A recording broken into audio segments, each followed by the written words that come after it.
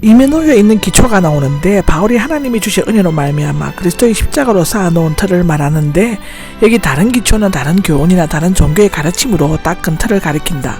그 기초는 예수 그리스도이십니다인데 건물에서 가장 중요한 것은 기초이며 그 기초는 하나님밖에 없다. 이 기초는 꼭 예수 그리스도이시며 바울이 스스로 닦는 것이 아니라 하나님께서 바울을 통해 닦으신 것인데 예수 그리스도 외에 그 어떤 인물이나 사상, 교리, 철학이 교회의 기초가 될 수 없다는 것인데 이사야 28장 16절과 에베소서 2장 20절을 보면 됩니다. 그리스도를 떠난 교회는 참된 교회가 아닌 건물이나 조직체에 지나지 않는 것이고 하나님의 영광이며 영광이 떠나간 교회는 예루살렘 성도와 같이 무너져 버리고 만다고 성경은 기록하고 있다. 금이나 은이나 보석이나 아무나 풀이나 지피나가 나오는데 이 재료들이 어떤 의미로 사용되었느냐에 따라서 여러 가지 해석이 있는데 앞은 금은 보석은 값비싸고 견고하고 영원한 것으로 기초오신 예수 그리스도에게 합당한 것이며 뒤에 나무 풀 짚은 일시적이고 무건히 건조하고 값싼 것으로 거짓된 가르침이나 천한 초등고등학교 철학과 헛된 속수임수 같은 것을 가리킨다고 갈라디아서 4장 9절 골로새서 2장 8절에는 말하고 있다. 루터가 야고보서를 지폐의 서신이라고 흑평한 것은 이 구절에서 인용한 것이라고 합니다. 그날이 나오는데 예루살렘 멸망의 날이나 핍박의 날입니다. 심판의 날이라고도 할 수 있는데 이것은 데살로니가 전서 5장, 로마서 13장, 마태복음 12장에 나온다. 재료들의 차이는 현재는 구별하기 힘들지만 교회를 세우는 일에 참여한 사람들의 업적이나 마지막 재림의 날에 볼 심판에 대해서는 확실하게 드러나게 될 것이다라고 성경은 기록하고 있다. 그 위에 세운 업적이 그대로 남게 되면이 나오는데 금이나 은 보석으로 지은 집은 불타지 않고 그대로 남아있게 될 것이며 집 지은 자는 충실한 일꾼으로 인정되어 그에 따른 상을 받게 될 것이라는 것이다.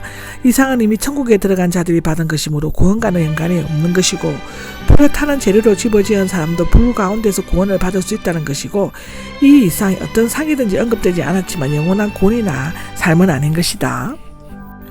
불타 베리면이 나오는데 나무나 풀, 짚은 경우는 그 업적이 불에 타서 없어짐으로 손해를 입게 되는 것이고 손해를 입은 목숨을 입게 되는 것은 목숨이나 영혼을 잃어버리는 것 등에 쓰이지만 여기에서는 사람의 업적이 불타버리는 손해를 입게 되는 것을 의미한다.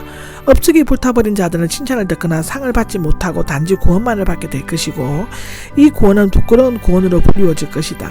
상급은 행위에 관한 것이며 구원은 그리스도를 믿는 믿음에 관한 것이고 이것 또한 로마서 1장 17절, 고린도후서 5장 10절에 기록되어져 있죠. 로마 가톨릭에서는 불 가운데 구원을 받는다는 구절이 연옥서를 뒷받침하고 다고 주장하고 있으나 이것은 연단받은 상태가 아니라 심판 그 자체를 가리키는 것이라고 기록하고 있다.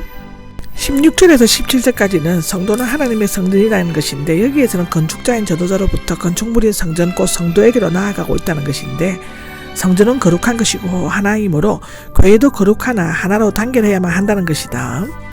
여러분은 알지 못합니까? 라는 질문을 하는데 스스로 지식을 자랑하면서 근본적인 것에 대해서도 무지한 그들에 대해서 비난과 실망의 뜻을 나타내고 있는 것이다. 여기 하나님의 성전은 성전 전체를 나타내고 거룩한 울타리가 아니라 성전 안에 거룩한 장소임 성소 또는 지성소를 가리키는 데 사용되고 있고 그러므로 문자적으로 성전이 아니라 성소로 번역되어야 한다는 것이다. 성전은 단수이므로 성전과 교회 전체의 한 성전을 가리키는데 그리스도 안에 있는 성도는 한 몸이며 하나의 영 즉 성령이 거하는 성전인 것이다 라고 설명하는 것이 맞다. 이것 또한 성경 여러 곳에서 언급하고 있죠. 구약시대에는 성막이나 지성소에 색이나 즉 여호와의 가시 임재가 나타나고 하나님의 영광이 임재하였지만 지금은 예수님께서 보내신 성령이 성도들과 교회 안에서 언제나 임재하신다는 것이다. 하나님의 성전이 나오는데 성도가 개인과 공동체인 교회를 가리키는 것인데 여기 파괴하면은 파괴하다, 부패하다를 의미하는데 교회 분열은 교회를 파괴하고 부패시킨다는 것이다. 성전을 파괴한다는 것은 하나님의 절대적 주권을 인정하지 않고 사람을 의지하여 자랑하는 것을 말하는데 이것은 사람이 하나님을 대신하여 교회 안에서 건설을 부리는 것을 의미하는 것이다.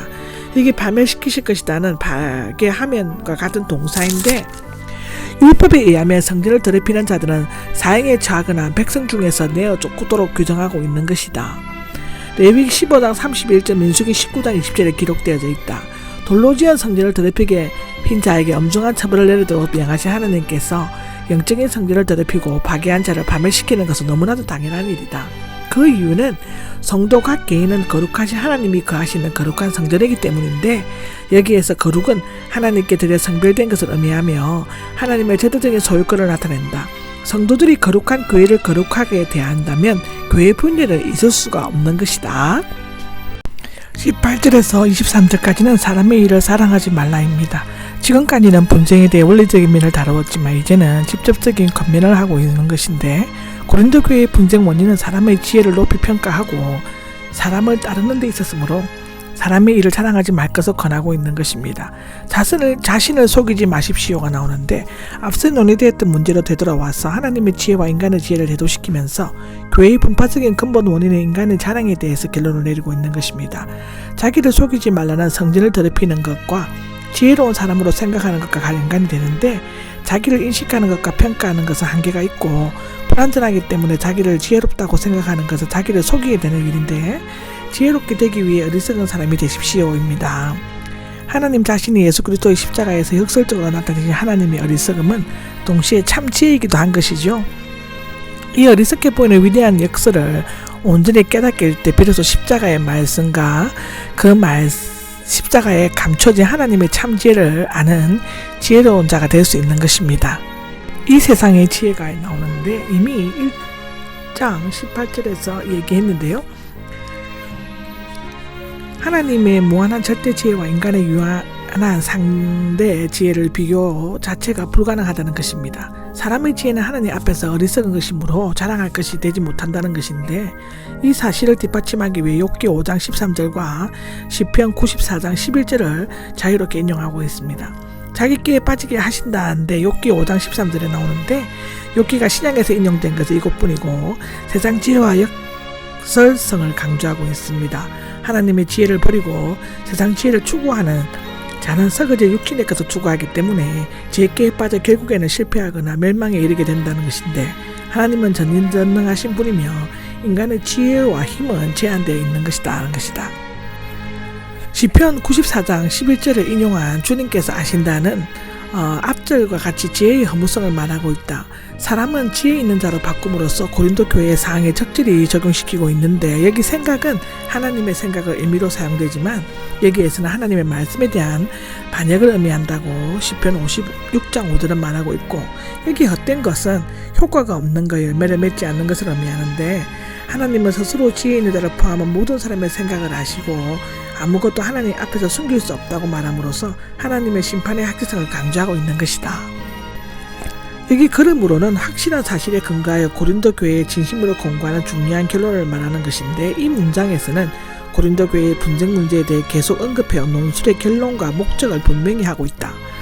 누구든지 사람을 자랑하지 마십시오인데, 사람을 자랑하는 것은 하나님의 절대적 주권을 무시하는 것이며 또한 세상의 지혜를 역설적이고 허무하기 때문에 세상에 속한 어떤 사람이나 지혜도 자랑해서는 안 된다는 것이다. 모든 것이 다 여러분의 것이기 때문입니다인데, 바울이나 아볼로에게 속한다고 사람을 자랑하고 신뢰하는 것은 지혜 있는 것처럼 보이지만 실제로는 자신을 작은 울타리에 국한시키는 것이 된다. 왜냐하면 하나님은 그 외아들까지 우리에게 주시기까지 사랑하셨고, 아들 외의 모든 것, 즉 만물 하나님의 피조 세계 전체를 다 주셨다. 우주의 상속자가 될 수 있는 특권까지 주셨기 때문인데, 그러므로 어떤 특정인이나 그 사상을 중심으로 모이는 것은 무익하고 어리석은 일이다. 여러분은 하나님의 것입니다 라고 23절에 나오는데, 모든 것, 즉 만물을 소유하고 지배하는 성도는 또다시 그리스도에게 속함으로써 모든 것에 어뜸이 된다고 로마서 8장 17절에는 말하고 있다. 그 가치를 최상으로 발휘할 수 있는 것이다. 그리스도는 창조주이시고 주관자이시고 교회의 머리가 되심으로 그리스도에게 속한 자는 그리스도 앞에서 자랑할 것도 없고 자랑해서도 안 된다고 우리는 21절에서 볼 수 있다. 그리스도는 하나님의 것입니다인데, 이 구절을 근거하여 아리우스 등은 성자 종속설, 성자는 성부보다 못하고 성부에 종속된다는 주장을 하지만 정통 보수 신학자들의 강력히 배격하고 있는 것이다. 즉 그리스도는 피조물로서가 아니라 아들로서 하나님께 속한다는 것인데, 그리스도가 하나님의 것이라는 것은 그리스도가 하나님보다 못하거나 종속되어 있다는 것이 아니라 인간을 구원하기 위해서 아들로서 순종하셨다는 것을 의미한다. 여기에서 구원의 체계와 삼위 질서가 언급되고 있는데 사람은 피조물로서의 그리스도에게 속하지만 그리스도는 성자로서 성부에게 순종하신 것이다. 이와 같이 하나로 통일되어 있는 연합체 속에서 분쟁은 있을 수가 없고 분열은 용납될 수 없다는 것을 우리에게 말하고 있는 것이다.